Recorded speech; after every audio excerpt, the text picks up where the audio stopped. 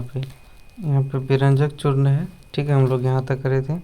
तो विरंजक चूर्ण कैसे हम लोग जानते हैं? विरंजक चूर्ण देखा ही होगा तुम लोग।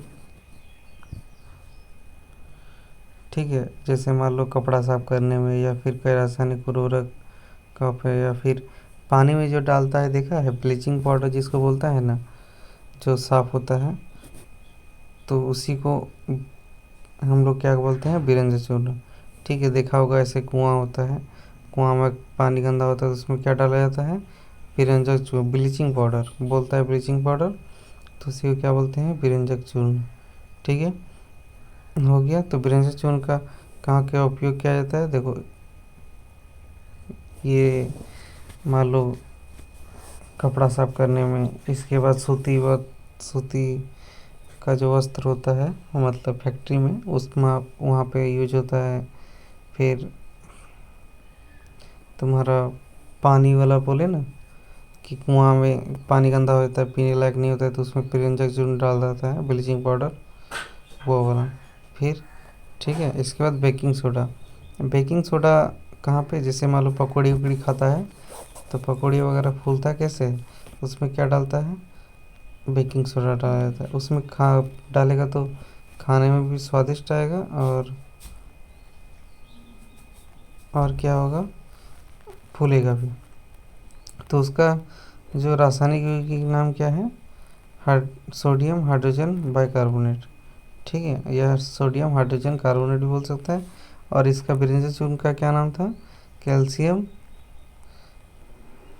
मतलब कैल्शियम CaClO का होल 2, इस तरह बोलेगा। ठीक है, मतलब इसका रासायनिक का नाम बोलेंगे तो कैल्शियम क्लोरीन ऑक्सीजन, मतलब कैल्शियम क्लोराइड ऑक्सीजन, इस टाइप से हो गया। इसके बाद देखो यहाँ बोल रहा है, अगर मान लो बेकिंग सोडा बहुत ज़्यादा ही होता है तो उसमें क्या होता है? पीएच मान की जांच के लिए हम लोग क्या करते हैं? इसका उपयोग करते हैं। जैसे अगर मान लो बहुत क्षार है, ठीक है, तो उसको बेकिंग सोडा दे देंगे तो वो कैसा बन जाएगा? एक दुर्बल असंचारक क्षार बन जाएगा। और खाना पकाते समय इसे गर्म करने के लिए गर्म करेंगे तो क्या कैसा अभिक्रिया करेगा? ऐसे कि Na है, SCO2 है, तो NaCO2 अलग हो जाएगा, H2O अलग हो जाएगा और CO2 अलग हो जाएगा। तो बेकिंग सोडा का उपयोग कहाँ कहाँ हम लोग करते हैं? बेकिंग सोडा का उपयोग जैसे हम लोग मान लो टार्टरिक अम्ल का मिश्रण में, फिर वो पाउडर को गर्म करके पानी में मिलाते हैं, उसमें फिर पाव रोटी वगैरह केक खाया है तो सब फूलता है और पूरा स्पंज बनता है, तो उसमें क्या मिलता है? बेकिंग सोडा ही मिला जाता है। ठीक है, मुलायम करने के लिए। और ये क्या है? सोडियम हाइड्रोजन कार्बोनेट क्या है? एंटासिड है। और क्या बोल रहा है कि क्षारीय होने के कारण ये क्या है? पेट की अम्लता को अधिक उदासीन करके राहत पहुंचाता है। जैसे तुम लोग का पेट उठ खराब होता है तो क्या लेता है? इनो लेता है। इनो लेता है कि नहीं? तो इनो में क्या है? हमारा बेकिंग सोडा है। ठीक है, और ये एक सोडा अम्ल अग्निशामक के रूप में होता है, मतलब आग के रूप में देखा होगा। फिर धोने का सोडा। ठीक है, धोने का सोडा तो देखा ही होगा, जिस कपड़ा वपड़ा धोता है जिसमें, वो वाला सरफ जिसको बोलता है। तो उसमें क्या होता है? ये सोडियम क्लोराइड से प्राप्त किया जाता है। ठीक है, इसका सूत्र होता है, तुम्हारा यहाँ दिख रहा है तुमको, Na2CO2 10H2 होता है। ठीक है, और इसको बोलते हैं सोडियम कार्बोनेट। ऐसे हम लोग बोलते हैं सोडियम बाइकार्बोनेट, लेकिन सोडियम कार्बोनेट ही बोल सकता है। ठीक है, अब देखो इसका उपयोग बहुत सारा किया जाता है, औद्योगिक क्षेत्रों में भी, औद्योगिक अभिक्रिया में भी। और इसका जैसे ज़्यादातर यूज क्या होता है तुम्हारे, जैसे कपड़ा, एक कांच कांच के उपयोग में, फिर साबुन, कागज़, इस सब में होता है। फिर बोरैक्स जैसे सोडियम यौगिक के उत्पादन में, अगर बोरॉक्स बनाना है तो। फिर क्या होता है कि सोडियम कार्बोनेट का उपयोग साफ सफाई के लिए भी होता है, और अगर मान लो पानी बहुत मोटा है तो उसको भी पतला करने के लिए किसका उपयोग करता है, इसी का उपयोग करता है, मतलब जल की अस्थायी कठोरता को हटाने के लिए। समझ में आ गया है। चलो अब देखो यहाँ पे कहाँ गया ये, अब हमारा है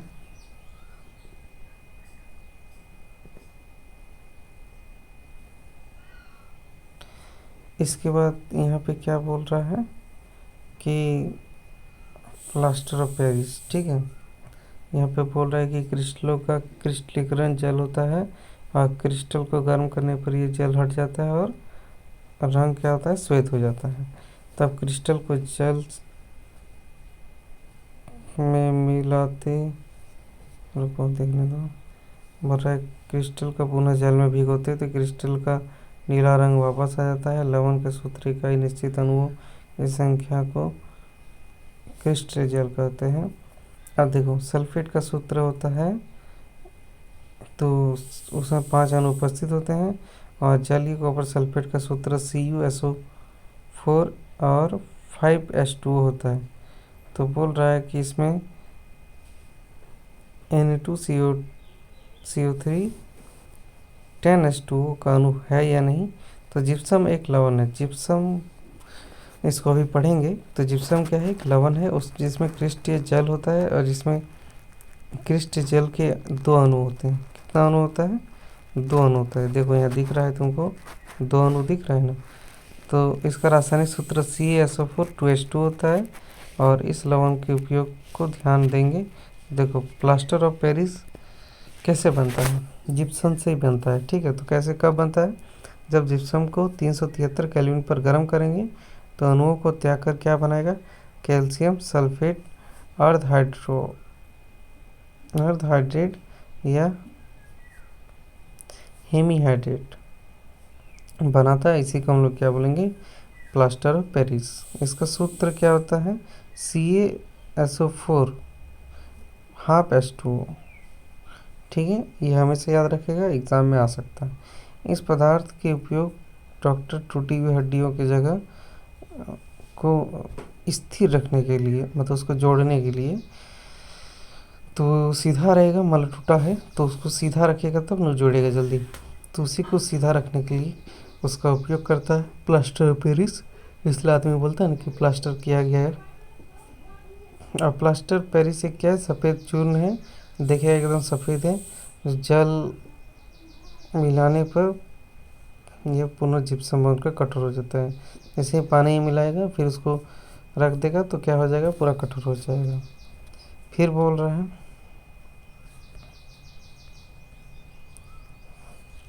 कि ध्यान दीजिए कि केवल आधा अणु क्रिस्टल जल के रूप में जुड़ा है, आधा अणु जुड़ा है। अगर जल का आधा अणु कैसे प्राप्त होता है, तो CaSO4 कैल्शियम सल्फेट का 2 इकाई सूत्र जल के अणु के साथ क्या होता है, साझेदारी करता है। और प्लास्टर ऑफ पेरिस का उपयोग खिलौना बनाने, सजावट का सामान, सतह को चिकना करने के लिए किया जाता है। और कैल्शियम सल्फेट अर्धहाइड्रेट को प्लास्टर ऑफ पेरिस क्यों कहा जाता है, क्योंकि इसमें क्या होता है, तुम्हारा आधा जल का अणु मिला हुआ रहता है। देखो यहाँ लिखा हुआ है, देखो इस जगह सूत्र दिख रहा है, हाफ H2O, इसीलिए, ठीक है।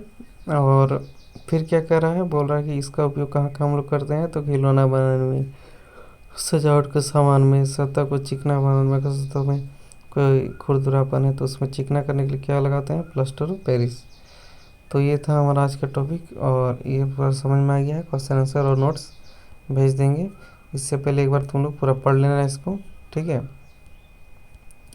पढ़ने के बाद ये कर लेना, मतलब अरे वह वीडियो देख लेना, समझ में आ जाएगा पूरा, ठीक है।